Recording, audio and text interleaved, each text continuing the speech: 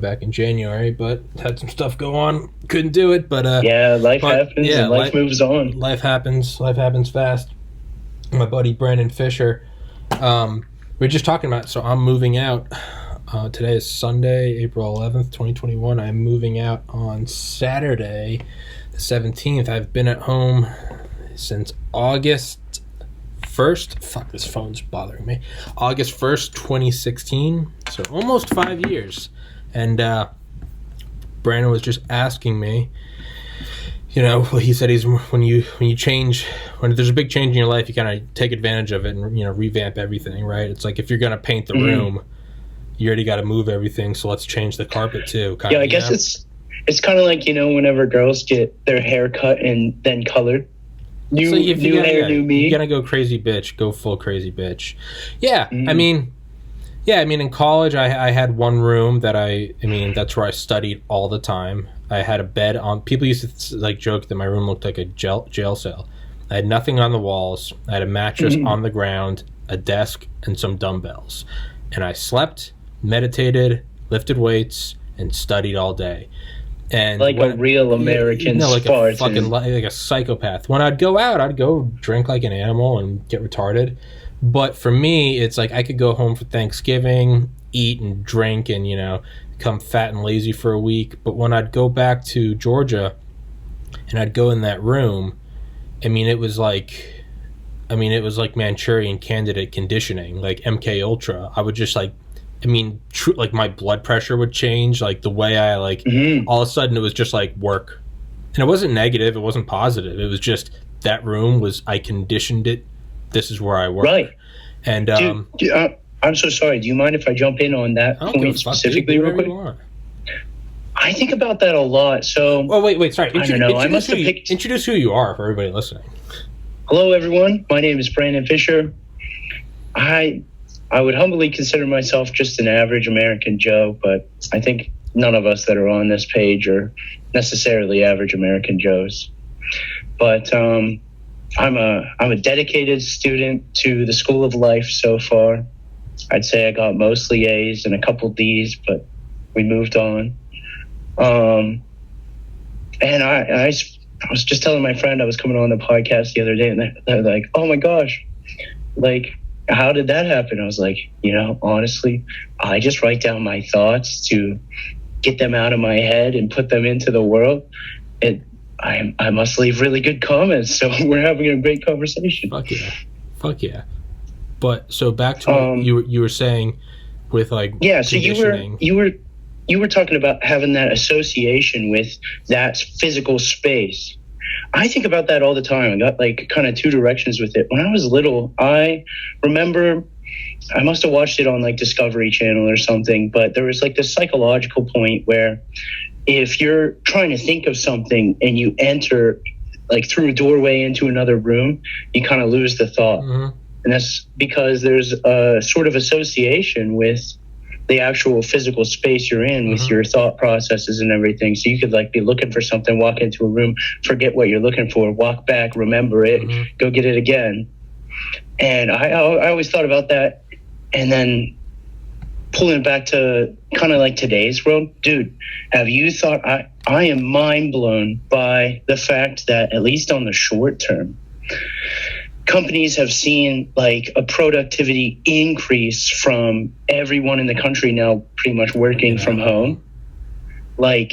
Those people, I'm a service electrician, so I'm still going all over the place into other people's homes, and they've been kind of stuck in their houses for a year. So I'm kind of half therapist now too. I always try to bring I consider myself the morale man. I come in and I'm you're going between bunker to bunker and nuclear wasteland. They're give us the news. You're here's some updates from the front. Well, I think I saw some gunshots over there, but they're setting up a forward operating base. You stay clear. Dude, seriously though, I've been walking around letting everyone know. For instance, I don't know how taboo this is to say, but dude, in my experience, in an American Midwest town and suburbs, I would say probably at least 7 or 8 out of 10 people really don't give a worry about much of anything that's going on. Like, I go to people's houses and I always offer. I'm like, hey, would you like me to wear a mask? I'd be happy to wear it for you if that makes you feel comfortable. And I'd say consistently 7 out of 10 people who I see, or families that I see, are like, bro, no, we don't really care about that. But it's the public thing that you see everyone cares about, like, oh, well, and I think it's like a niceness sort of thing. Everyone's like, oh, I'm going to wear my mask because I don't want to offend anyone else. But not everyone But dude, in secret, no one cares. Everyone's moved on. Well, it's the same, like, it's like not getting a goofy hoodie or like a new haircut because you don't want anyone else to.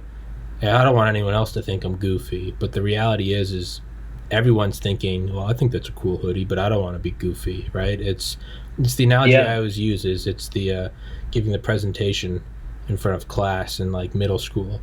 You're scared shitless, you're nervous, fuck, I gotta go give my presentation about, whatever, Thanksgiving and Pilgrims, and with my little like rooster I painted with my hand, and like you're nervous as shit, and then you go and sit down and you're not even paying attention to any other presenter. You don't give a fuck. But everyone is so convinced that everyone is scrutinizing themselves that it's not until you remember, like, wait, no one's paying attention to me. Everyone's half awake. And yeah, how many people are just going along with things because they think everyone else is going along with it, right? Look, man, I got suspended from YouTube yesterday for having on I'm not sure if you know this, but yeah, second time. I'm now suspended for 2 weeks, second strike. One more strike and I'm perma-banned for having on Dr. Roger. Man, I gotta get my BitChute all set up. I really do. I can't. This won't be on YouTube for another 2 weeks. I had on Dr. Roger Hodkinson from Cambridge, medical professional, MD, PhD, American board certified pathologist, virologist. Oh my God, Tommy, you're a legend, man. CV a yard long. It's this old. He couldn't look more respectable if you tried. He's this old dude with white hair and an English accent and who went to Cambridge, and he's a doctor. I mean, he's like Gandalf, and he was like, COVID's real. He's like, it's not a hoax. It's a real virus. People die. He was like, the vaccine, I'm sure it will be effective. He's like, I'm waiting, but he's like, I'm not an anti-vaxxer. He's like, I'm a student of medicine. I'm an MD. He's like, I'm just going to wait a little bit and see how it goes. But he's like, if it works, I'll be the first to cheer from the rooftops. And he was like, I just don't think that lockdowns work because you can't use a macroscopic approach to a nanomolecular problem. And he's like, it's just, I got suspended for that, for, quote, contradicting World Health Organization statistics and spreading medical misinformation. And so I'm banned for 2 weeks. I get one more ban and I'm done for good, which is why actually there will no longer be full-length episodes on YouTube from even when I get back on, even when they allow me to come back on in 2 weeks, which will be around like April 23rd or 4th. I can't risk, because Rumble I have 123 subscribers, BitChute I have 59, YouTube I have 3,740. It's clearly that's the big one. I can't risk having that one iced. So what I'm going to do is every episode, I'm just going to upload the first 10 seconds.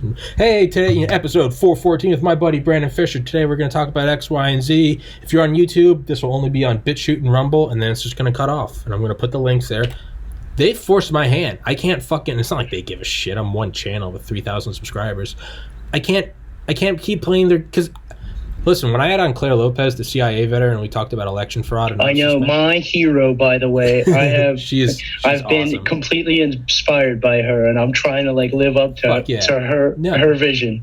Listen, I kind of had a feeling that was going to happen when I had her on. I was like, yeah, right. I was poking the bear. When I had on Roger Hodkinson, I put up a video right before it. Kind of tongue-in-cheek, I was like, I might get suspended. I was like, I'm not going to get suspended for talking about COVID. Right. I was like, you get suspended for talking about election fraud because they're a bunch of commie Marxists who overthrew in a U.S. election. But I was like, I can still talk about COVID, at least with a medical professional. It'd be one thing if it's you and me shooting the shit. But they suspended me for that. Right. Which now means I don't know what the next suspension will be. Because this is what I'd bet money on. The first verboten top wolf. First they banned Milo. A year later they banned Alex Jones. A year later they banned Trump. Okay? Paradigm one. Paradigm 2, can't talk about election fraud. When I got suspended for election fraud, you could still talk about COVID theories. A month later, and I said this when I was banned, I go, there's going to be a new topic, just you wait. A month later, I get suspended for talking about COVID and lockdowns. Not even this doctor I had on, he was like, this isn't the deep state. He was like, Tommy, this isn't a bioweapon. He was as vanilla a conspiracy theorist as you could get. He goes, I just don't think lockdowns work. I got suspended for talking about COVID. There's going to be a third, just you wait, and what it's going to be is it's going to be Second Amendment gun reform. Just you wait. That's going to be, I would bet any amount of money on that. So what they've done is they've moved from people, Milo, Alex Jones, Trump. Now that the public has accepted that, they've shifted the Overton window. They've boiled the frog. Now it's topics. Election fraud, COVID, it's going to be gun reform. And I guarantee you later this year, the last one will be, you probably can't talk, I would imagine, we can go back to this and look in 8 months. I would imagine you can't talk about concentration camps in China or Taiwan, Hong Kong, or that's what I would bet. That's what I would bet. I would bet it's those. I don't know where I'm going with all this. The point is there, I can't play their game, and they're gonna suspend me. And after my first suspension, I know I'm talking your ear off, Brandon. I'll shut up in a minute. But no, this is serious. Yeah, like this really needs to be known about. That's kind of why I was talking about like 8 out of 10 of my customers don't really care in person. I feel like that's something that more people need to know about because we don't talk to each other on a personal level. I'm out just talking to everyone. Precisely. It's after I got suspended the first time. At first, I was like, I'm going to go full 1776, and I'm just going to get suspended immediately so I can get banned. Right. And then I was like, don't. Martyrdom isn't going to work out. I was like, that's some virtue signaling from me and my other conservative friends, but that doesn't do anyone any good. And I was like, let's think with our brains, not our emotions. So a week later, I came back, and I was like, so in my mind, I just decided I just won't upload videos that talk about election fraud. Fair. I did do another episode later on about election fraud, and I didn't upload it to YouTube. I just uploaded it. The most devious part about that, it seems to me, is these verboten topics, you don't know about them beforehand. You find out through the strike system. Mm-hmm. Well, and not even necessarily through your inference based upon the context. Sure. Yeah, that's so devious. Well, that's like watching a parent smack their child just in the middle of like doxing people and giving out addresses. Sure, that's illegal. Talking about child pornography. Sure, exhibiting nudity. Sure, those are all like a given. You don't need to know YouTube terms for. Sure. That's the same for TV as it is for Instagram as it is for. Whatever. Dude, the thing that we see all the time, though, I run into this with so many people that I talk to, is that it's becoming common that things that are inherently bad or inherently good are now considered subjective.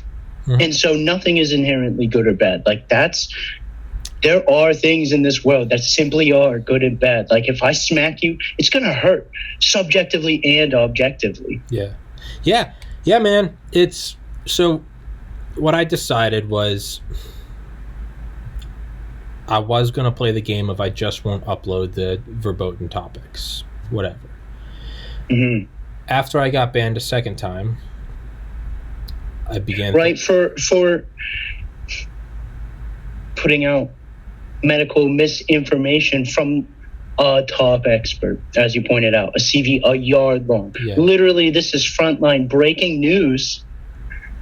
No good. So what I realized is I am clearly biased towards YouTube. It's my biggest platform by far. The other two combined to make up less than 3% of my audience. I'm clearly biased towards it.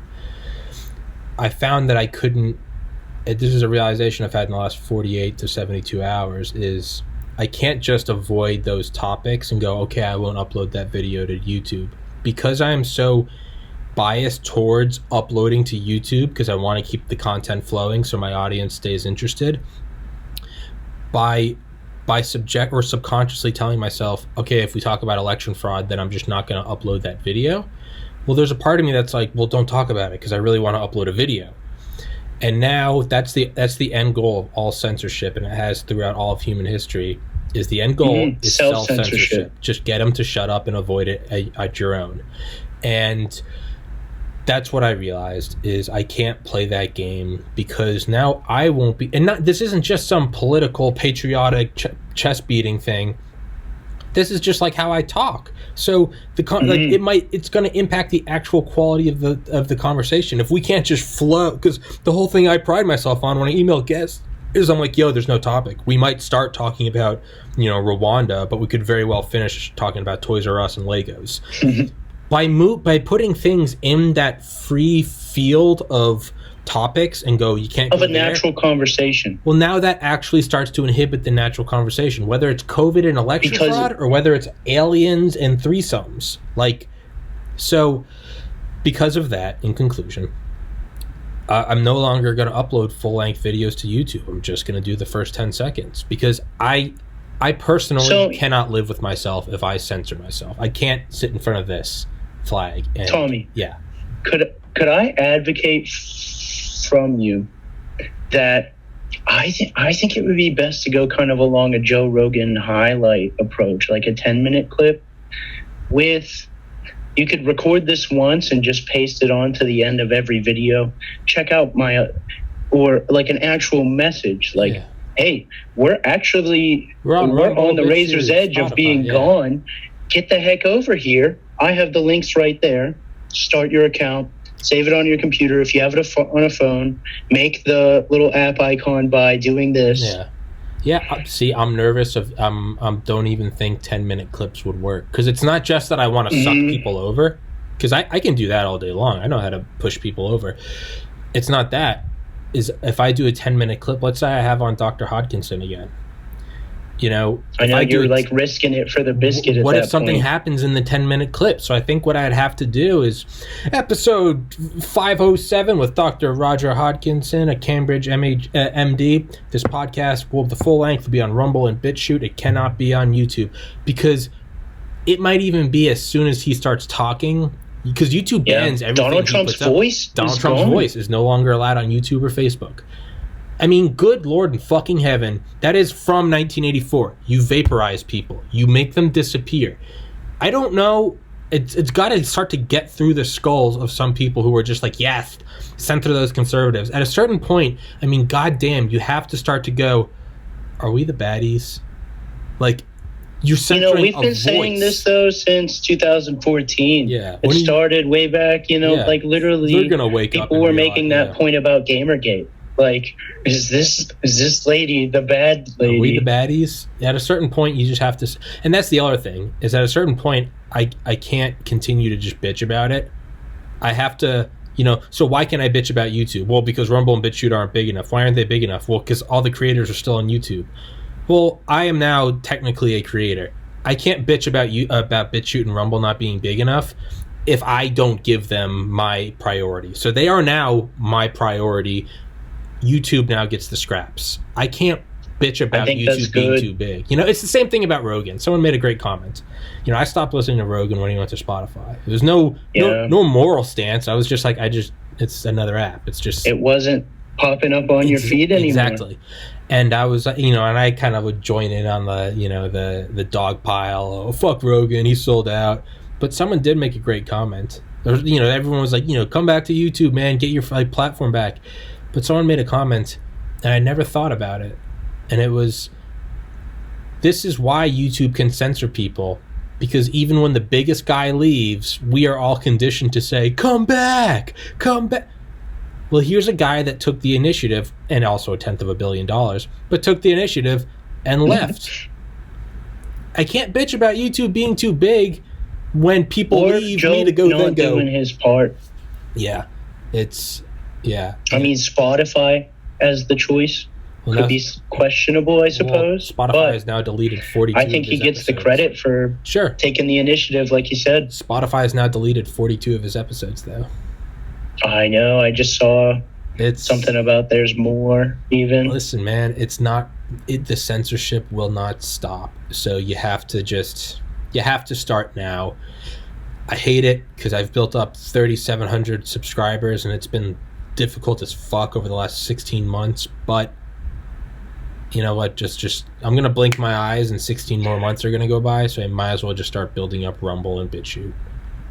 you can't even say it's even like a replication of the same process, because you now have 16 more months of becoming the person who can create this free flow through internet communication. Like, you've developed 16 months of this skill, dude. You can see it with, I don't know, let's just go back to your older videos. So you're starting Jesus. at that point at the very least, and in a different environment where it's now really serious that we all move to BitChute. Like, I need to do this. We all need to do this. Just make the account. It takes 10 seconds. I know we're lazy humans. We don't want to make. Yeah. They don't have an app. It's not a easy to use YouTube app. I know that's the I know. thing. And dude, I know, dude. Trust me. I hate it. Can I bring up something that, this is a total tangent, but something that I hate, speaking of all of these shut apps? the fuck up. Yeah. What's up? Dude, Spotify took away the organization of your artists and put like an algorithmic database now. There is no way to just organize your own artists, at least on my iPhone. What do you mean? I've never even used Spotify. Oh, so I'm on Spotify. Spotify used to function basically like, let's imagine Apple Store or Apple Music Store. Like, you can like build library. whole profiles of 4 songs that you like from this artist and these 5 songs from the other, and then it organizes it alphabetically so you can find where it is that you save stuff. They totally wiped that and made it only algorithmic. So now you can, it's more like Pandora. You can only build radios and like artists. Why? There's no way to go in and find easily. Why? Because they're doing the same thing Instagram, Facebook, all of the other ones did. They took it away from a linear timeline and applied an algorithm to it. It's the same thing that you were talking about with Milo, Alex Jones, and Donald Trump. It's take away any sort of organization so that you have to rely on this algorithm to present you the information that you're looking for. Man, there's, above all else, there's something about control that's just so creepy. Desire to control. Like, I'm never like, you should start with episode 1 of TPC and move through. I'm like, do whatever the fuck you want. Don't even watch the whole episode. Just scroll to 37 minutes in and start. I don't give a fuck. And even if I did give a fuck, it shouldn't matter. Just the idea of wanting to impact people's lives. Like, dude, if you want to be married to 4 other men, cut your dicks off and praise, and create a church of Sean Connery, more power to you, man. Do you pay your taxes? Are you physically harming your neighbors? No. Have at it. Tommy, it's not in my DNA to care about what other people do. I know, who even thinks about all of these things, honestly. Creepy, weird, beta, techno-Marxists who are just, they want to control and it's so creepy. Above all else, I have an idea of what this is a total conspiracy theory of my own opinion. Fuck yeah. Is that okay to say it on the internet? I don't give a fuck, dude. I know, you're a legend. I don't give a fuck, dude. So, do you remember, I think it must have been like 6 months ago or so, like an Israeli head space guy retired, and he came out with like his, like, I'm out Galactic Federation expose. That was contacting Israel and the United States. Do you think that perhaps these aliens that would have contacted the United States, dude, what if they don't care about individuality? What if the aliens are a bit of like a Borg-like sort of creature? What do you mean? And they just found all the head guys and they were like, dude, why haven't you enslaved your species yet? Like, what's wrong with you? But if they're showing up to like, this is how you got to do it, man, they might come to us and go, fuck America, and they might see China and go, that's where it's at. What if they're evil aliens? Like, they're doing it right, like who are we to be so arrogant? If that's the case, then there's I don't know. I'm sorry, I'm bringing up more black pills. And I was gonna. No. I've had a change of mind in the last week. I no longer think that there are black pills. I think they appear as black pills. I just think they're really dark red pills. Dude, each black pill is a hero's journey. It is. That's just waiting to be completed. To realize that the world is fucked and reality is fucked isn't a black pill, because in realizing that, you go, oh, nothing matters. might as well be good just to be good. Might as well hold might the as door. well be the hero. Like, I've been saying this to people, like, dude, what better time than a time of chaos to be a hero? Like, I feel so blessed to be a young man right now. Me too. And during this time, it's sick. I get to be an American hero. Yeah. Through my personal actions. Speaking of which, we have to get to this. Yeah. It's like, I think a big mission is to build community. But no. But we get to be our own heroes. It's like, dude, it's like you're Frodo walking into Mordor, and it's like you're probably gonna die, but it's like, dude, stand up straight, light your little torch, get your sword, and just go out like an animal. They're probably gonna win. You might get the ring into Mount Doom. You probably won't. In all reality, Frodo would have been killed. Stand up straight and go down swinging, man. Because, man, like, what a gift to be able to die as a hero. Most people die alone in a nursing home. That's what I'm saying. What a gift to 100%. die a hero. You know? Like, that doesn't come in every lifetime. No. Most people, most NFL players that get a career-ending injury, it happens in a random regular season game. How awesome would it be if you got to do the Super Bowl winning touchdown and it paralyzed snap you. Your leg up over your head. And you're finished. I mean, what an opportunity. What a gift to be able to go out as a hero. And, like, even if it's just, that doesn't mean everyone cheers you as a hero, but even for yourself. Like, to know that, like, I don't... it's a very spiritual thing. To know that I don't, like, bend over to YouTube, which has a market value of, like, $2 trillion. To know that, like, me, my laptop, and a flag... And I'm just, it's like me just like running like into a giant, like a literal giant is holding a tiny little Tommy. It's like I'm just, it's just like holds it up and you spit in this giant eye. And I'm like, fuck you, buy my merch. And it's just like, as it eats me. Am I going to win? Probably not. But man, I can die knowing that. And there doesn't even need to be an afterlife. It'd be badass if there was, but there doesn't even need to be an afterlife, because in those final moments before the teeth the size of cities crush me into oblivion, I can rest, because I'm like, I respect this death. Like, if 100%. I died, if I just capitulated and became like a, if you were trying to run away and then got stomped. Yeah, or if I was trying to, like, maneuver all the censorship and I was like, we can't talk about that, I'd get to 80 and be like, cool, I made $10 million, but, like, huh? I'd be like, no, dude, be a fucking, like... I know, it's a life well lived isn't given to everyone. Yeah, dude, it's like, go out. I like to know that I can, like... It's like thumbnails, right? YouTube thumbnails. Just like clickbait thumbnails. I remember telling my best friend, Matt, I was like, Matt, if I ever make clickbait thumbnails, you won't believe what this guest said next. I told him, I was like, invite me up to your house one weekend and we can get drinking. Shoot me in the back of the head when I'm not looking. I said, kill me, because I will no longer be Tommy. And he was like, if you make clickbait thumbnails, you could probably get a bigger audience. And I was like, that's very true, but there has to be at least one part of you that you refuse to give up, and it has to be some form of self-respect. And for me, it's clickbait thumbnails. Yeah. I'm like, you know what? I'll go down. Fuck it. If that's the reason, if that's what stands between me and a Spotify contract, you know what? At least I'll die broke going, you know what? I never had some faggoty clickbait thumbnail with a red arrow that said, I can't believe what he did.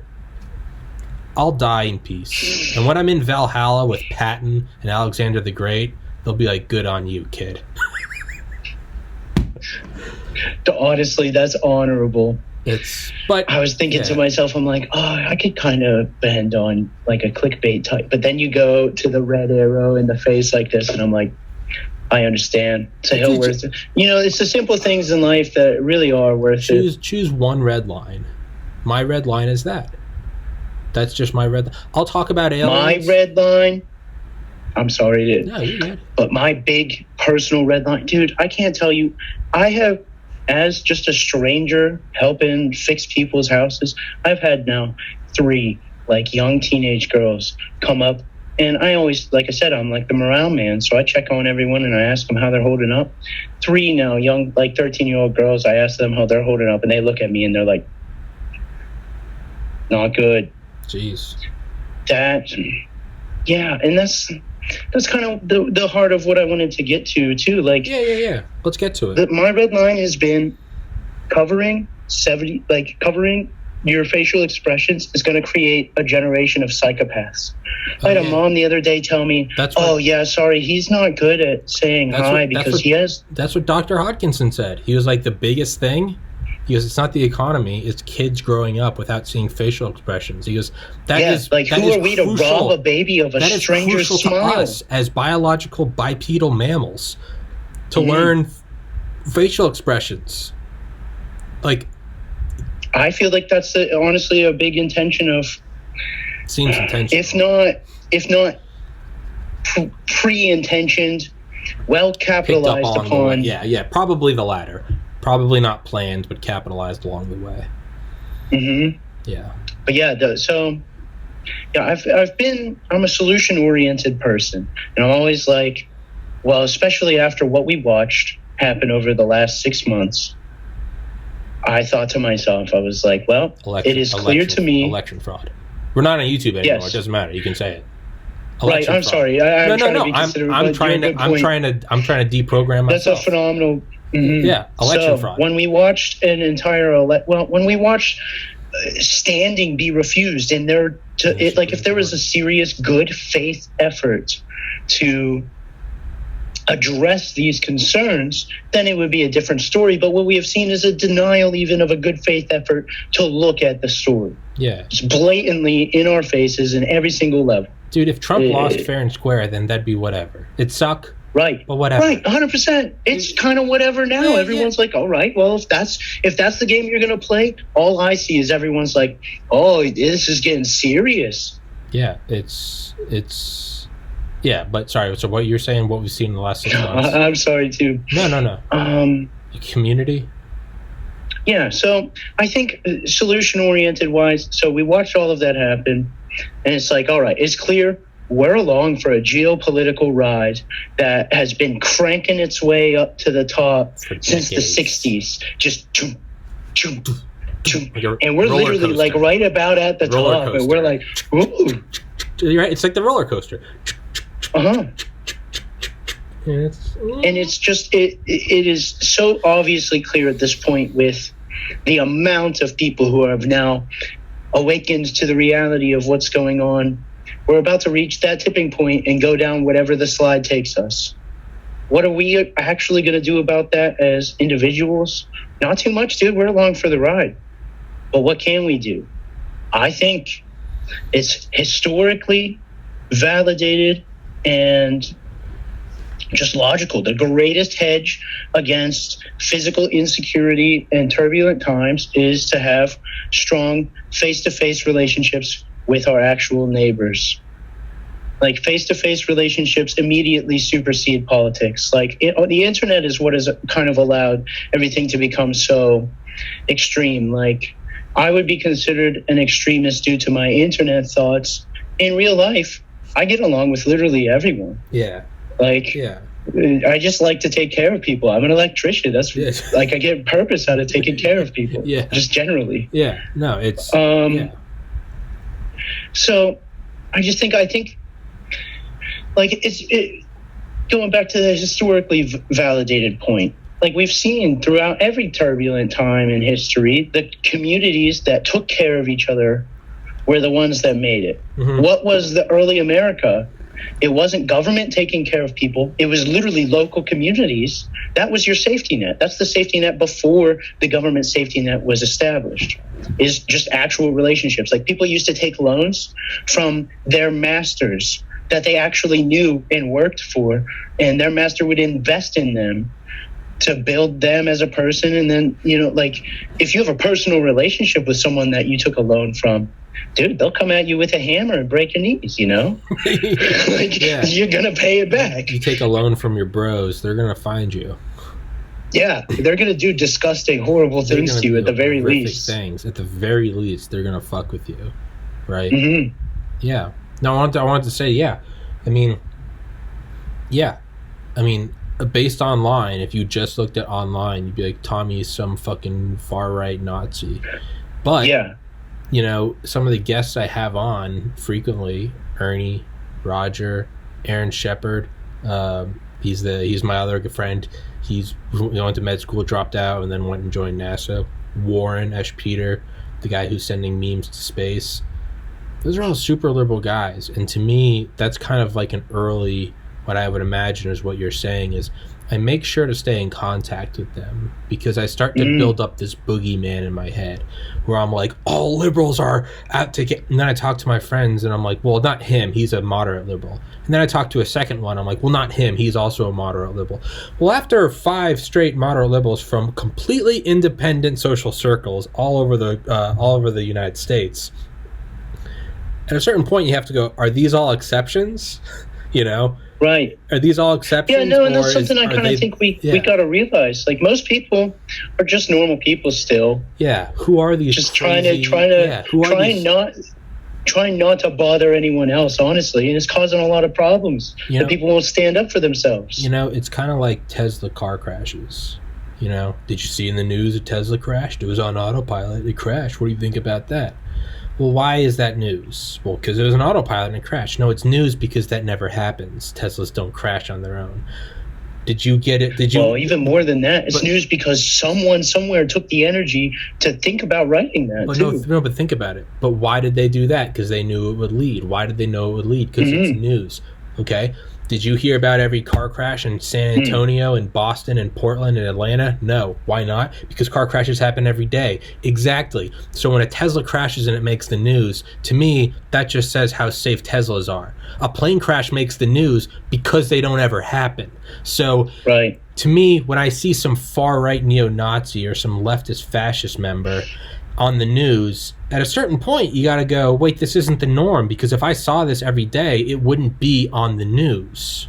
Does that make sense? So I have to check my own biases. I know, it's just like the public versus personal deficit that I've identified. Like the same sort of thing. You see everything out and about, but the sentiment is actually privately all even more the same. Like, I think about like the collapse of the Soviet Union. There was like, I don't know if it was, oh my gosh, forgive me, Uncle, what was his name?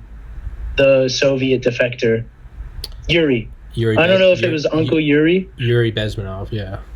Yes, that said it, but basically, like, the Soviet Union kind of collapsed due to someone joking about it, and then like enough people clapped.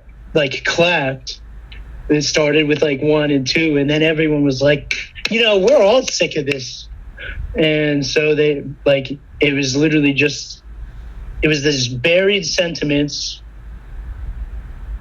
that everyone held privately but would not share publicly. Yes. It might not have been Yuri that said that, but but the point stands though, right? It's it's the video of that guy. It's like a 12-year-old video, but it's just this dude at some EDM music festival in like 2008, like early YouTube, and he's just dancing by him, and you see this like girl videotaping him. You can hear her like snickering behind the camera. She's like, and it's just like 5 minutes of him just like, and everyone's kind of looking around at him. And then someone else goes over to him and just starts dancing too. And then a third. I remember, yes. And it, all of a sudden, by the end of the video, I mean, there's got to be 300 people that just rush. And you see people at the end of the video. You see people running over the hill. It's turning into this. I mean, it's like an avalanche, like one snowflake turning into like the side of Mount McKinley falling down.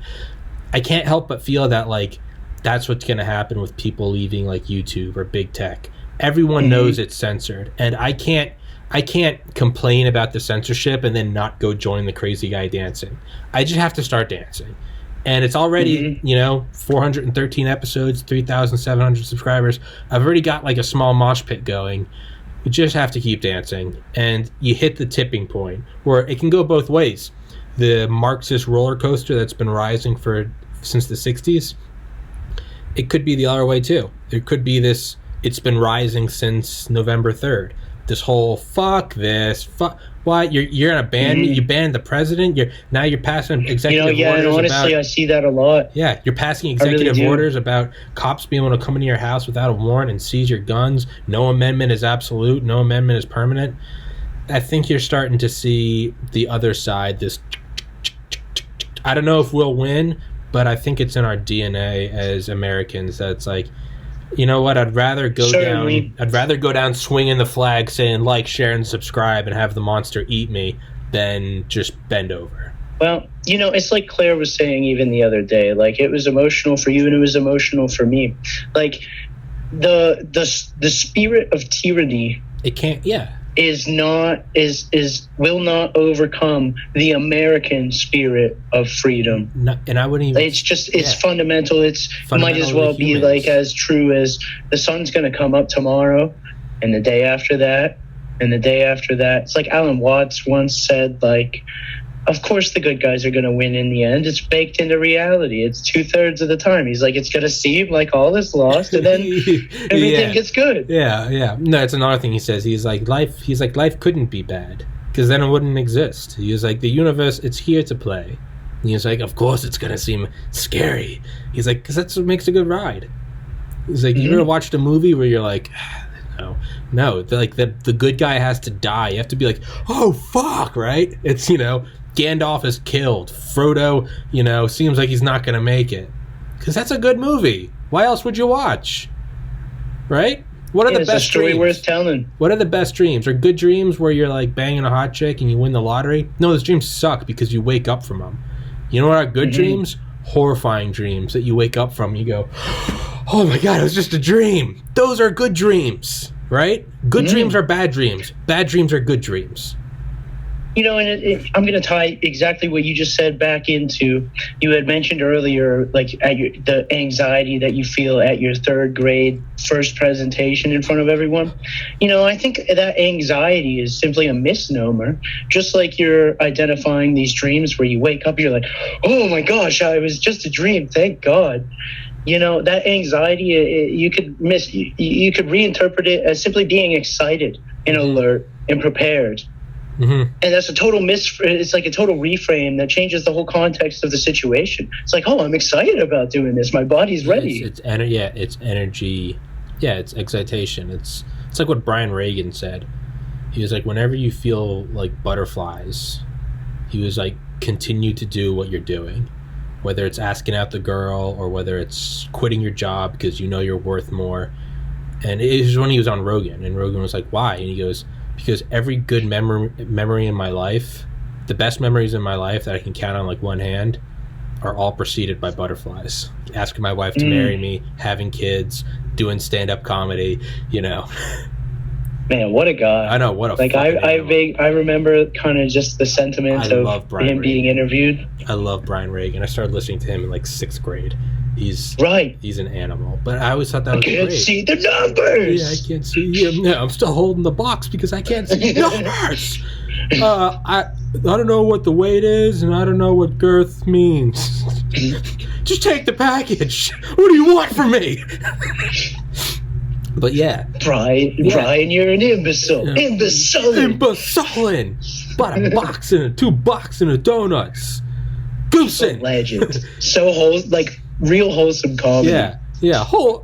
I had a whole box of Fig Newtons stuffed to the rafters. The big yellow one is the sun. Yeah, let's play Sunstare. It's 1, 2, 3, 4. That's a record, Brian. Like lighting on fire. That's a record, Brian. Oh, that's a record. Good job, Brian. Wow. Brian, fuck yeah, dude. But that's a great nostalgia trip right there. Yeah. But Brian Regan is, like I'm moving out in 6 days, dude. It's all I've ever wanted for the last 5 years is to move out, and like I'm nervous as shit. I'm 30 years old, and I'm like, okay, I'm moving out because, dude, I moved home at like the bottom of the bottom. I was suicidal, super overweight, on a ton of drugs. I had to get sober, had to get therapy, really had to like rebuild my life.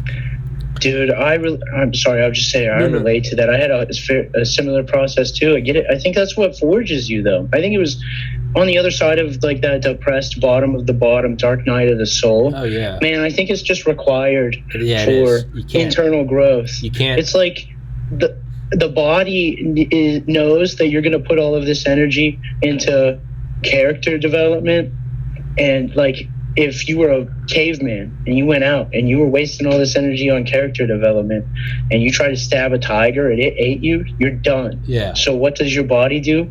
It inflames you into a giant protective cocoon that makes you want to stay inside the cave and not go out because you're working on something else. Yeah, man. Dark Night of the Soul. I remember reading a bunch about that right when I moved home. And it's and one thing I would always tell myself, I'd be like, what is it I want? Even before I started the podcast, when I was just doing graphic design, I was like, what is it I want? And I was like, I want to make a ton of money doing what I love, being my own boss, choosing when I work and what I do. I want it to be funny. I want to laugh every day, and I want it to be dope. I don't want to be jealous of anyone. I want to look around and be like, that's cool. Like, I like my job more than you do. Like, I want... Yeah, like, I do this. I want to be my own Hunter S. Thompson. I don't give a fuck what anyone else thinks. I was like, I want to look at my life and be like, I would rather not have any other life. Because anyone can say that, and then you see, like, a billionaire in a Lambo, and you're like, that might be cool. I want to look at my life and be like, no, that's neat. Mine's cooler. And... well, I began thinking, I'm like, well, is that a normal thing? And it's like, no one, rarely do you get that. You get a Terrence McKenna, a Joe Rogan, a Hunter S. Thompson. And then I was like, well, so what do I want? I want something that's like supernatural. And I began thinking, well, man, like, the better the superhero, the more depressing the backstory has to be. For every origin story, the worse it is, the better the hero is. If it's an okay origin story, then the hero is an okay guy.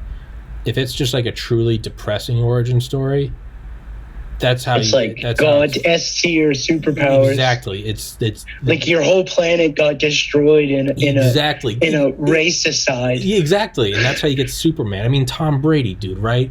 Like, he ran like the slowest 40-meter ever at the combine. I mean, he looked like he's the definition of a white man. And he comes in behind Drew Bledsoe, like a living legend who gets injured out of nowhere. I mean, the worst. And we don't see that. We just see Tom Brady, greatest of all time. No one's paying attention to the first, like, 23, 4 years of his life where he wasn't that. He was, granted, he's always been a tall, handsome guy, so fuck him. But, like, he was never, Lombardi trophy after Lombardi trophy. There was a whole origin story, right? Eminem. I mean, Jesus Christ. What a depressing origin story. It truly does take 10 years to become an overnight success. Like, even Joe Rogan, biggest podcast on the planet, has episodes from in his house before podcasting was even a thing. Yeah. Like, it took him, however, like, the 10,000 hour rule, like, if you really break that down, you're putting like 1,000 work hours in a year. Yeah. It's 10 years. Dude, it's, and I look at, like, now, and I'm like, man, like, sure, I started the podcast in December 2019, but now all the merch I'm selling, all my crazy, unique designs that I can honestly say is better than anyone else's merch. Other people might have cool merch with a logo on it. I made my fucking merch, and it's crazy shit like Da Vinci and DNA and black holes, and it's insane psychedelic shit, and I will fucking fight to the death on that. My merch is better than anybody else's. I've been designing that since early 2018. So, I mean, like, and a lot of those pieces took over 100 hours of not just like, oh, it took 4 days, so there's 96 hours. No, I mean, like, timer. Like, I would see how many hours it took. I mean, there's 30 hoodies on my merch website. Each one took 100 hours. There's 3,000 hours. I've done 413 episodes. Average, maybe, when you average them all out, it probably comes out to 2 hours. There's another 800 hours. So, like, I look at, like, my podcast as, like, no, it started with, like, the graphic designing. Because that's how I'm, like, selling shit now.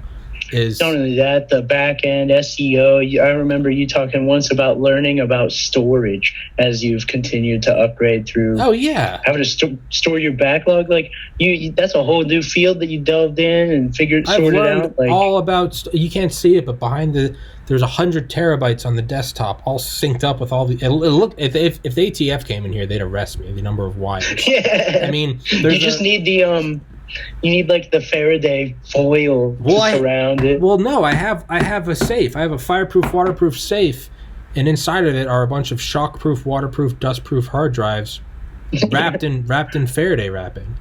It's protected against fire, water, dust, shock, and EMP.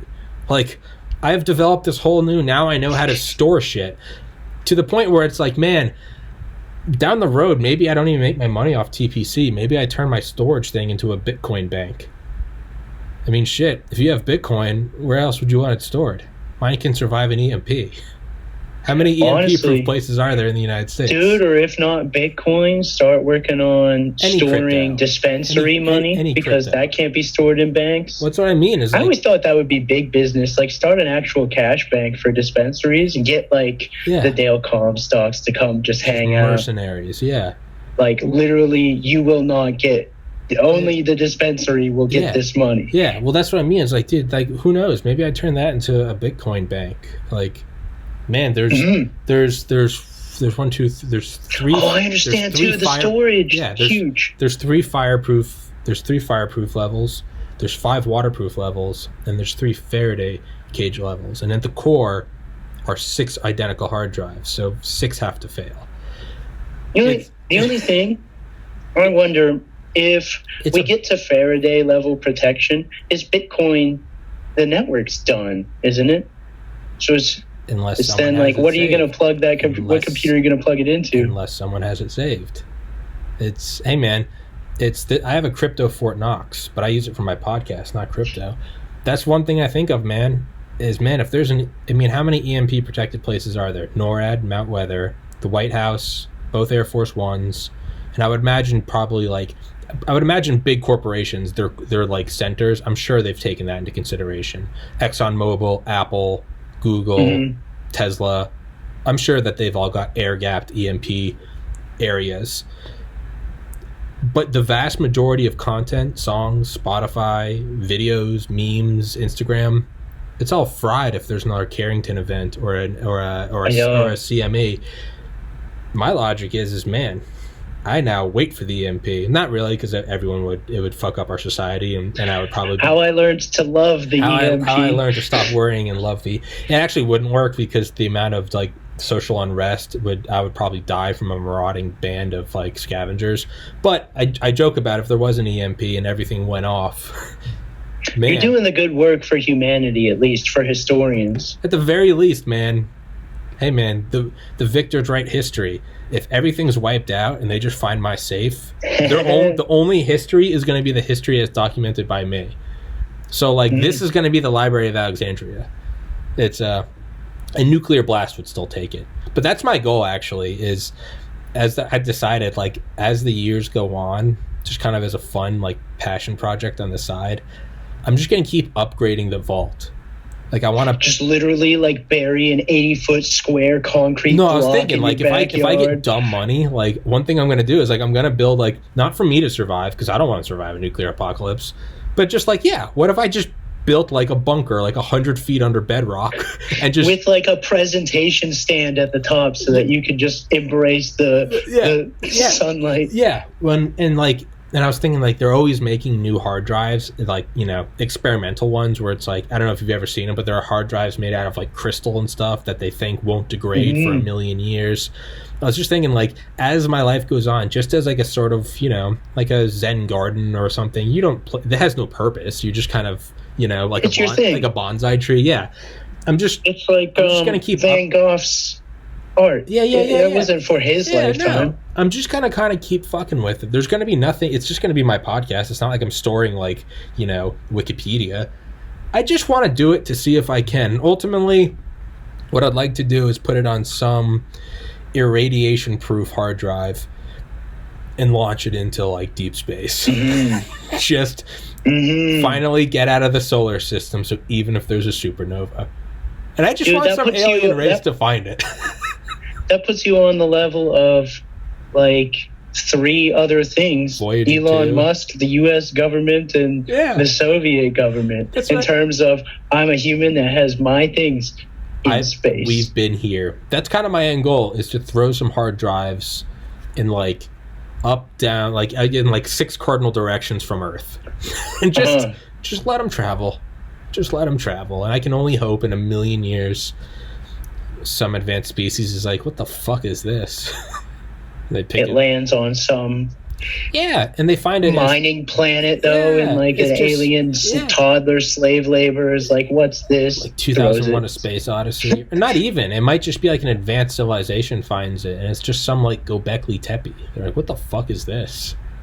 They go and find Earth, and it's like Earth isn't even here. But they just like they find it, dude, and maybe it would just be like, I don't know.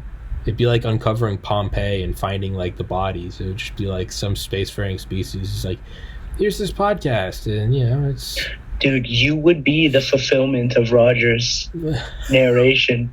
man, what if that's the ultimate story? Is I am becoming one of Roger's characters?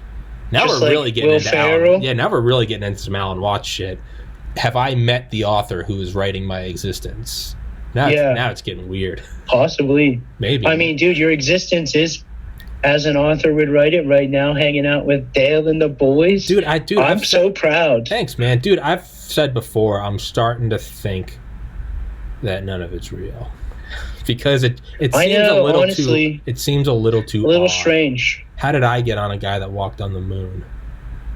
Like, it's getting a little You've odd. been selected, Tommy. Maybe. Dude, it's just like I got an email Am I being from groomed? some like alchemical esoteric institute that I just saw today, and I was like, my first thought was like, is this like the Harry Potter Is this story? the start? Am I in? Am I in? And then I was like, this is a scam. Hell Oh wait, no, they want my bank Trash. number. Hogwarts never asked for your personal identification number. You're like, these Yeah. motherfuckers. Yeah, no, sometimes it starts to get a little odd where I'm like, even now, I'm like, I'm about to move out into my own apartment paid for by the podcast. And I'm like, kind of like looking around and I'm like, don't wake up. Please don't wake up. Just don't wake up. If I'm going to wake up, let me have like another year and then wake me up. But like, it does get a little odd when I have on like the pilot that, like the Black Hawk Down pilot, when I'm hanging out with Dale, shooting a 50 cal with him, when I'm emailing back and forth with the youngest man who walked on the moon, when I'm buddies with Buzz Aldrin's secretary. It's getting weird. And I'm not sure if I buy it anymore. It's getting odd. Is it, or is it just that the world actually is like just normal guys getting after it? And maybe that's the secret. Is I went out and it's like, no, you can actually get it if you just go after it. And you're like, oh, you really can just. Because I feel that I relate to that a lot. It's probably in a sense, I have this thought that I share with my friends. It feels kind of like there's a cohort of people with a similar. It could be that we were all shoved into the same algorithm as we were growing up, but it feels like there's a cohort of people on a similar wavelength. We're all recognizing the same future threats coming down the pike. We're all on the same developmental growth paths. We went through our dark night of the souls and came through the same psychological breakdown and rebuild. And we see this future opportunity of this time of honestly turbulent change in the path of humanity. Like there is before the internet and after. And it's strange that Twitter and Facebook blew up the same year that the Mayan calendar end of an era shifted into another era. You know, it's also weird is how the CIA's LifeLog project. Do you know what that is? I think I've heard you mention about it. LifeLog. It was a CIA, and so they're always doing projects and they don't always turn into things, but they did do a project where they, because DARPA looks out 2 decades. They don't look out a year down the road. They look 30, 40 years down the road because that's why they're the best. But I think it was the CIA, it might have been DARPA, started a program for everybody listening called LifeLog, LIFELOG. And I think the late 90s, early 2000s, and it only ran until 2004. And what it was what they predicted as they're like, okay, here's this thing, the internet's getting into people's homes. Let's extrapolate 20 years. It's going to get so big to where the bandwidth is going to get to a point where people can communicate in real time. And even though it seems unimaginable now, they will be sending each other pictures and videos, and there will be flash animations. What does that mean for national security? It means that most people are going to be on this cyber society. You don't need to surveil them in their homes, they're going to be, it's a Stasi wet dream. They're going to be on this cyber society where you can watch everything they do. So where they're uploading it too. It's like the Onion video. Like, honestly, how many retarded kids have you seen on Snapchat? Like, yo, bro, I got the stuff. Yeah. Well, that's what I mean. It's like there was an Onion video like 10 years ago, and it's like the director of the CIA, and he was like, you know what? He was like, I would just like to thank Agent Zuckerberg because, I mean, we couldn't have got this information. These people, we used to have to track them. Now they upload it. They tag each other, But the point is there was a real thing, not from the Onion, called LifeLog. And it was this simulated thing about what would people do. And it was like, well, it'd start with college kids, and it'd probably be for sex. They'd try and be hanging, but they would upload pictures and statuses. They ran this program for like 4 years. Just as a thought experiment. They ended it, and the next day is the day that Mark Zuckerberg founded Facebook. Which is not like a couple weeks later. I mean, LifeLog ended. The next morning, Facebook started. It's a little eerie. Dude, everything is, and it's so obvious anymore. To everyone. I'm a total stranger, random, normal American dude. This is so clear. It's seriously absurd. I mean, dude, you talk to anybody. I mean, dude, 5 states stopped counting in the middle of the night. The only 5 states that Biden was not leading in. You don't have to like Trump. It's fine. I get it. And I get the, well, maybe there was something, but Trump's a Nazi. Hey, man, I'd be susceptible to that, too. If Biden was winning and everything paused and Trump won, I would be a little tempted to go, yeah, my guy just won. Look, man, if voting paused in 5 states in the middle of the night. They all froze. They all resumed. And then they all started going with suspicious events surrounding those freezings. Suspicious events surrounding, with a bunch of mobile shredding companies going to these places, with people being kicked out, Republican poll watchers being kicked out, windows being boarded up, multiple signatures having identical signatures and handwriting, no fingerprints, no verification, no chain of custody, shredded, courts batches of votes coming in from military, 99% Biden. What was it like? I remember seeing things like that. It's okay. So, but maybe fuck it. Maybe we'll lose people with that. They just can't. Okay, that's fine. Let's look at some other things. How about a lack of standing for an investigation? Let's not even do the election. Fuck it. That bothers me. Me too. But let's just say Biden won. Well, fuck it. Let's just say you and I are in our own pool of cognitive dissonance, which is a possibility. Trump might have lost. Yeah, we're probably in the same. Well, we certainly are in the same algorithm. That's how I met you. One thing I always have to. I never think I'm 100% right, because I do come down to if Trump truly won and he thought he won and he thought this was a communist invasion about to be finished, why wouldn't he get on the emergency broadcast system? That's my devil's advocate of the left, and I'm like, why would it's not like because that's unpresidential. Why was it allowed? It's like if that's unpresidential. It's like, dude, if there was any president that would not hesitate about tweeting out on the broadcast system, it's him. So that's one thing I was looking back on. I'm like, why didn't he get out on camera? He's the president. He was banned from Twitter. If he truly wanted to be on Twitter, he's the president of the United States. He'd be on fucking Twitter, right? The NSA would have him on every camera, every screen in the world. Why didn't he come out and say, here's the undeniable evidence for election fraud? But that's I'm not even getting into that right now. What I'm saying is that's just as a side note. That's my own cognitive dissonance. And I'm like, Tommy, how do you address that? Why didn't that happen? Right, it's fair. And I think it's which is why I am still kind of torn. Sorry. We want to move on. Let's bury election fraud. Let's not even do that. Let's just look at censorship. So I sent, the fact that I was censored to a lot of friends, and I sent it to some of my smarter friends on the left, Roger, and then another friend who hasn't been on the podcast, but I've known for most of my life. He's an incredibly intelligent guy, one of the most intelligent friends I have, but he's just on the complete opposite side of the aisle as me. And he was like, yeah, man, that's not good that you got censored for that video. He was like, and he had a good argument. He was like, let's play devil's advocate. It might be that right now big tech doesn't want any liability, and they're looking at like, hey, anyone that's saying no vaccine, they're just cleaning their hands and they're going, nope, you just can't be on our platform. Okay, I'll devil's advocate, let's just suspend disbelief and take that. Okay, maybe. But what they also both said is, at the end of the day, though, they're like, that is a little unsettling that you were banned for having on this very Watch the interview, episode 411, with a very milquetoast, very vanilla. He was shooting down my conspiracies. I'm like, is it a bioweapon? He was like, no. And I was like, oh, is it the deep state? And he was like, no, it's a thing and it's hurting people. But he's like, that being said, two of my most liberal friends, they are saying that's not good, because they're not stupid. They go, okay, maybe it's today, it's banning people I don't like. Tomorrow, what happens when you can't upload a video of police brutality anymore? What about when people try to upload videos of George Floyd and they just keep getting, you've been suspended for posting hateful content of a U.S. law enforcement officer. Don't you dare criticize the state. That's coming. There will be a point where you can't post body cams. People will be going, but he killed George Floyd. And people will be going, that's been disputed. What happens when big tech turns its targets on you? When it's finished with the whole Trump crowd, what happens when it starts picking off the liberals on the periphery who are maybe a little more moderate and not a Marxist? What happens when you come out and start saying, I don't think you should be able to give my kid hormone blockers and chop his dick off and turn it into a clit? They go, oh, you're a Nazi.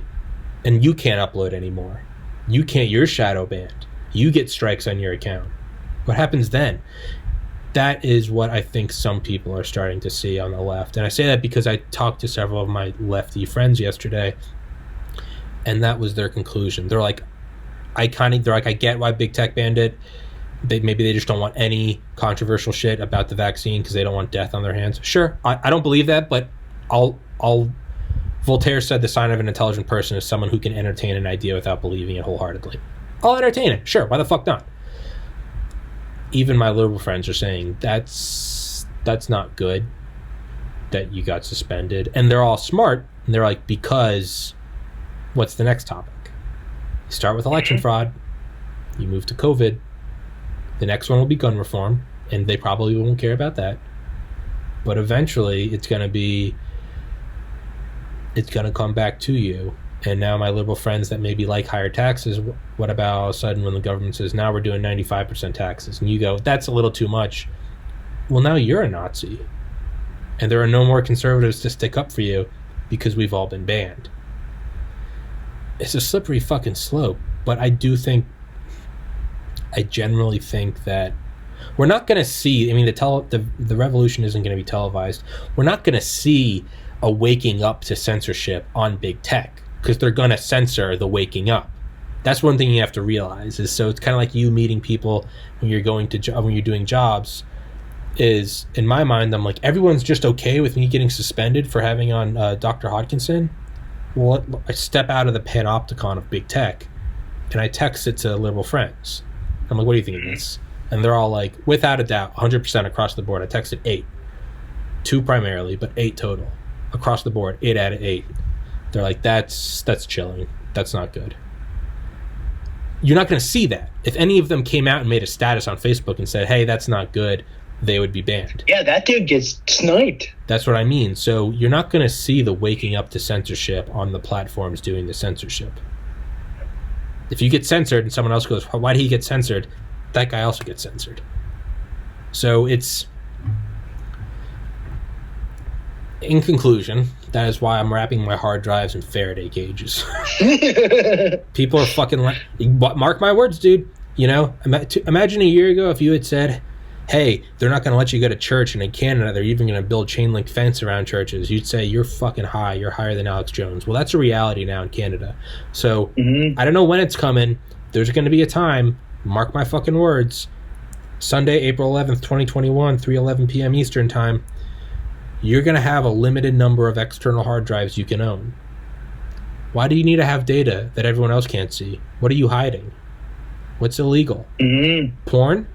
Was it child porn? If it's not, then put it on porn. Dude, my game plan is to become a meme dealer. I'm going to be a black market. Like, I'm going to have the trench coat, printed out memes. Why do you need external hard drives? Why can't you put it on YouTube? Do you have videos about election fraud? Those are banned. You can't have those. There's going to be a no-knock warrant served. You have a Pepe meme? Fuck yeah. What? It's like you have Nazi memorabilia today. Dude, I mean, red flag laws will start with guns. It will come for external hard drives. I know I sound like Alex Jones right now. It's not going to be this year.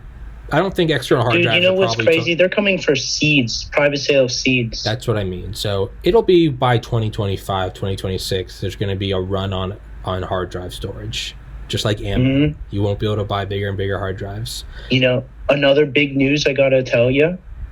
I got news from the warehouse guys the other day. We're not expecting any shipments of Romex house wire indefinitely. Don't know when there's going to be more. Like, we bought like $3,000 worth of wire just because we don't know when there's going to be more. Breakers. I've been having a tough time getting breakers since last summer. Conduit, aluminum conduit, just rose 250% last week.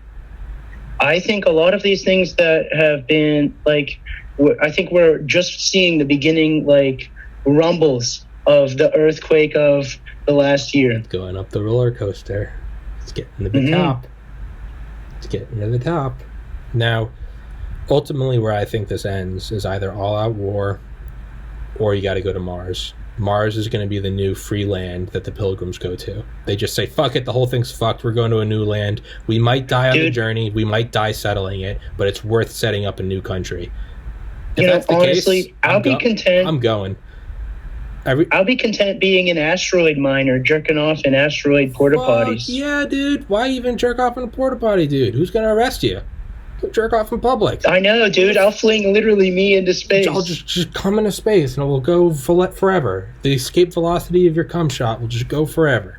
Could you imagine? That's how Earth was started. Literally, it was an astronaut jerking off in space and just splat.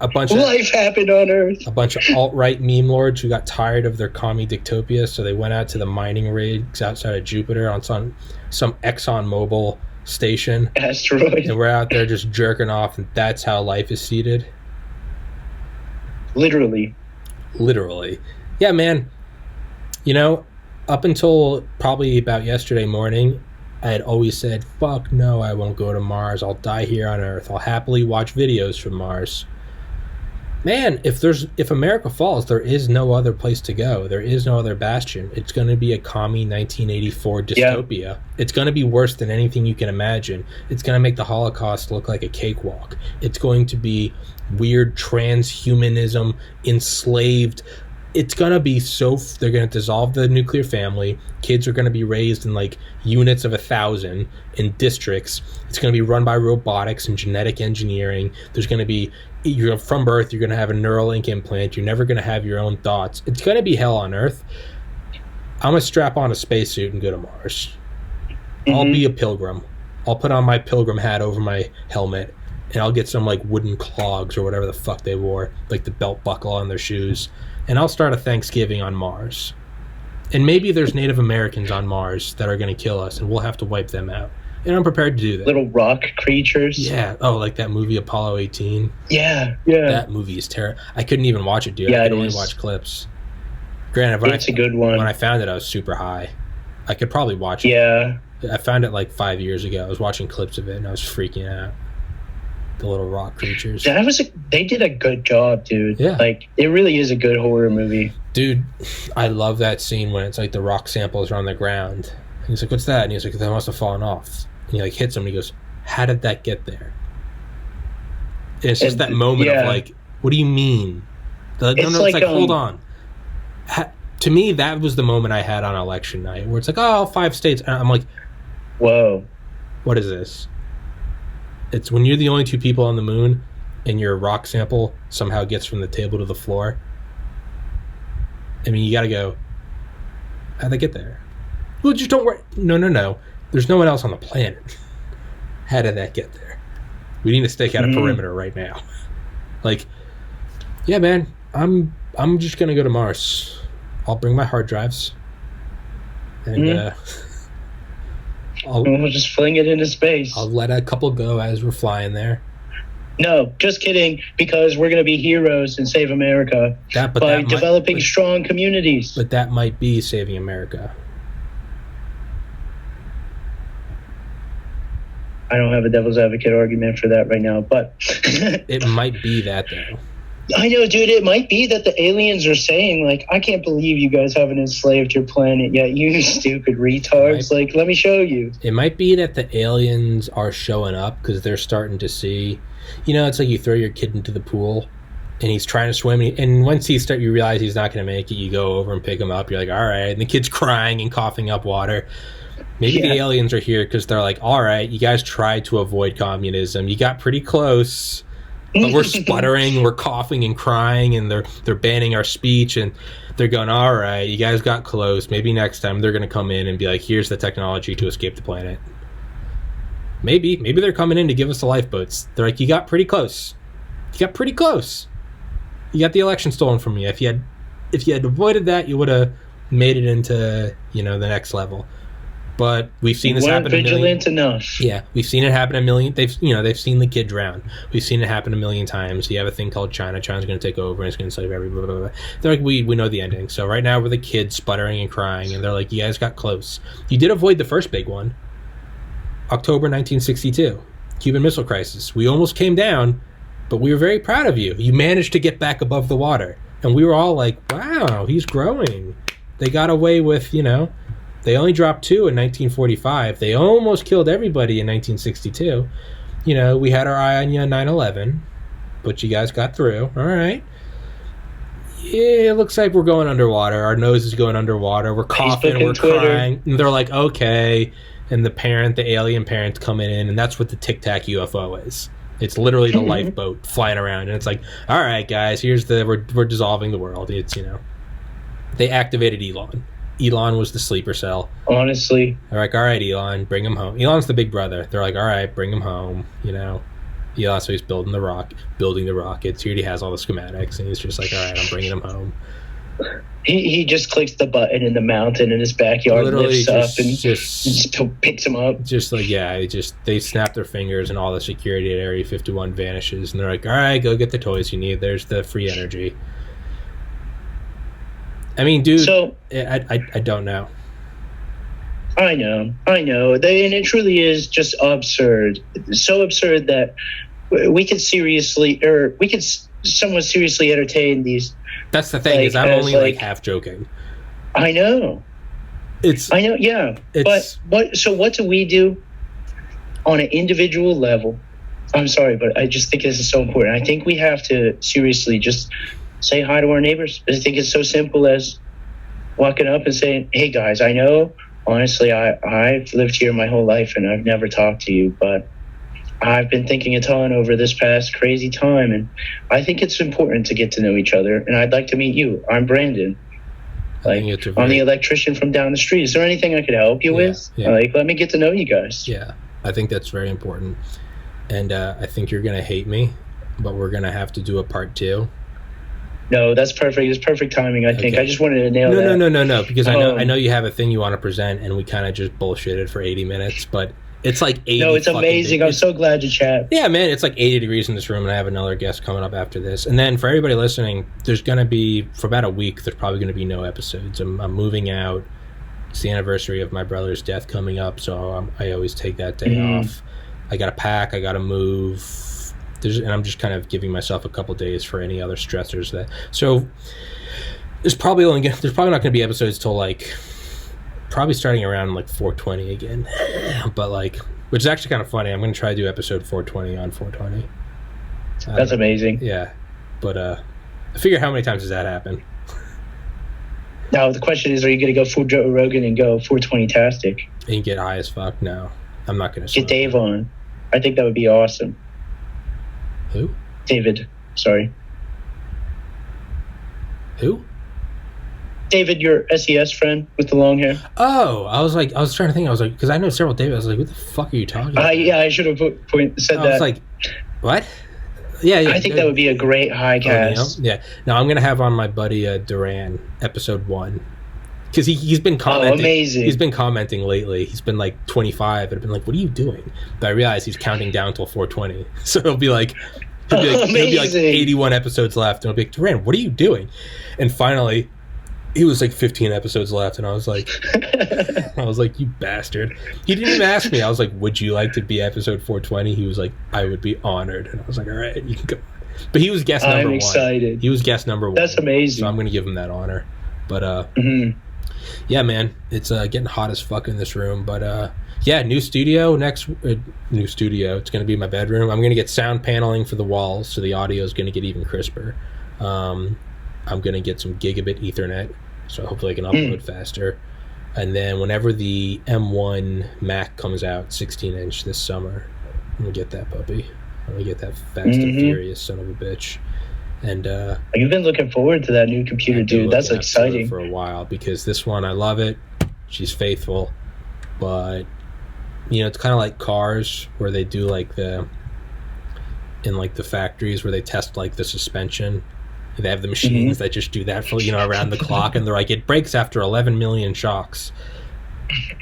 I don't think this computer was designed to do 413 podcasts. I've run easily a petabyte of data processed through this thing. Well, what you said, even just the images for the merch. Yeah. Like, yeah, those slow it down, let alone hour-long videos screen recorded in 4K and then compressed.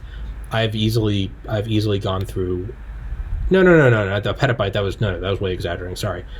I've easily gone through, I'd probably say over like 100 terabytes of compressing videos, and I think that there's the equivalent of like wear and tear. I think she's slowing down. She overheats more. It's like wheezing. It doesn't edit as fast, and so that's what I'm gonna splurge on this summer. I'm going to get some fucking Lightspeed alien tech computer. And I'll be happy with that for about a week until I start looking at the next thing. And then I'll just keep looking at the next thing and the next thing and the next thing until I'm dead. As per Alan Watts. The golden goodie. It's just around the corner. Yeah, man. Well, hey, Tommy, dude, it's been a pleasure to chat. I know you got to go. You got to go cool down. Yeah, I got to cool down. Yeah, and I got another guy coming on, so I got to work that. Yeah. I would just love to real quick petition everyone for some crowdsourced ideas. Sure. So I've come up with, I'm collecting up people from around my area that I work for. I'm going to be throwing a couple, I'm calling them Patriot parties, but really it's just kind of neighborhood block party sort of barbecues this summer. I'd like to host a sledding day sometime where we could just get everyone together and literally just go sledding. I met this woman who has like a trailer that she built into an espresso shop. It's like a tiny little U-Haul trailer size thing. I'll have her come park in the parking lot, make hot chocolates for everyone. Like these sort of things. But I need as many ideas as we can, as this community, generate for what we can do to start developing some real local community connections. I think it's massively important, and I'm happy to be the test subject. I am by no means a community developer, but I promise I will work for it and towards it to figure it out. I'll be an expert in 5 years, and we'll come back and be like, all right, this is what we learned. Fuck yeah, man. Absolutely. Look at the first episode to look at this episode. Just do it every day, and you'll kind of figure it out as you go. You will. But yes, please, everyone, give us your ideas. I'll put them together. Do you have an email or a blog or a forum or a Google Drive that I can put in the description for people to go to? Yeah, let me give you my email. I think that's probably the best. You don't need to come up with it right now. But if I were you, I'd make like a Google Drive to where people can just go, or make a subreddit or something to where people can just go type an idea. Something simple. Yeah. It takes 10 seconds to start a subreddit, good. Man. Okie doke. Yeah, I could do that. I'll send it to you, and you can put it in the description. Oh yeah. So for everybody listening to this, it'll be in the description. I'll put it in the comments. I don't know if I can sticky in the comments, not on YouTube. I don't know. But you know what? I like the fucking Pilgrims, man. We're leaving the bosom of YouTube, and we're going across the waters in the Santa Maria, and we're going to Rumble and Bitchutia. We don't know what lies over there. And you know, unlike Rogan, but we'll make it good when we get there. Unlike Rogan, who left YouTube, I don't want to leave YouTube. I'm being kicked off, literally. I have one more strike. They're going to kick me off. We're off to Australia, honestly, to the prison colony. Yeah, this isn't some, Tommy, you know, if you leave YouTube, you might not work. I don't want to leave. I'm being kicked off. Yeah, this isn't the new world. We're going to Australia, all right? This isn't the new world. We're going to a place with spiders and monsters. Like, we don't want... nice accents. In nice accents, but, you know, it's kind of like we'll leave on the Bill Hicks joke. He talks about, he's like, man, I learned that Australia was actually a prison colony where they took the worst of the worst from Britain and brought them to Australia. Britain, where it's cloudy, rainy, depressing, to Australia, to where you can go catch a tuna the size of a canoe and live on a beach. I'm Jack the Ripper. That's great. Yeah, he's like, going there as a punishment? I'm Jack the Ripper. Fuck yeah, Bill Hicks. But Brandon, I love you, brother. Thanks for coming on. Love you too, Tommy. Here, be well. I wish you the best of success with moving. Fuck yeah. Kill it. Get some good rest. Get a good adjustment, and get your new habits pre-thought out so that you can just get into the. We're about to kick this podcast into overdrive. It's about to get weird. I love it. We're leaving YouTube, man. No more. We can just do it. We're off into no man's land, dude. We are going off. I mean, truly into uncharted territories. We are oil mining rigs out in like the Northern Territory. We just have a couple mercenaries with us. Like, we think there's gold in these hills. We might be eaten by cannibals. But the risk is huge, but the reward is huge. This is, fuck it, just lock and look. Good thing I'm friends with mercenaries. So honestly, dude. Yeah. Friends with mercenaries and guys that walked on the moon. You gotta forgive me if I don't think any of this is real. It's a blessing and a half, dude. It's a weird thing that you're serving a huge purpose though too, like a true blessing to be. I called you before like a truly iconic American boy. Thanks, man. Like boyo, not boy, but you get what I mean. Like, we're just good old boys from America. Just fucking no idea what we're doing. Just slap up an American flag and start yelling at the camera.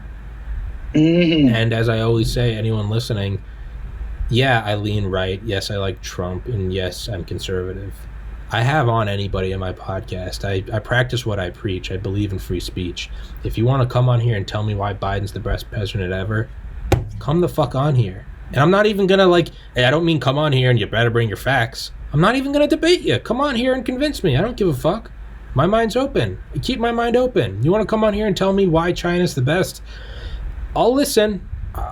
You probably won't win me over, but I do pride myself on being able to engage ideas that maybe I don't believe in, but I can at least entertain them. You know, it's shutting something down to me is clickbait YouTube thumbnails and shutting down free speech. Either of those, no. Shoot me in the head because Tommy's dead. Anything else, it's fine. But yeah, man, anybody listening, come on here. Fucking challenge me. Tell me why every kid should take hormone blockers. I will listen to your argument. I'm probably not going to agree with it, but I'll listen to you, and I'm not going to belittle you, and I'm not going to attack I'm not going to attack you as a person or your personality. Come on here and give me your argument. Maybe you convince me. Maybe in 100 episodes, I'm sitting here going, no, transgender's for everybody. I'm open to it, and I pride myself on that, because shutting down speech is it's like when you're in third grade and your friend starts telling the girl you like you have a crush on her. What do? You run over to him, you put your hand over his mouth. You're like, shut up. He's like, and you're like, shut up. You gonna keep your hand on his mouth forever? No, eventually he's gonna break free and says, Tommy likes you. So just let it happen. Just let it fucking happen. On that note, I think I'm gonna have a heat stroke. Brennan. Understandable. Have a wonderful day, bro. I'll see you, my man.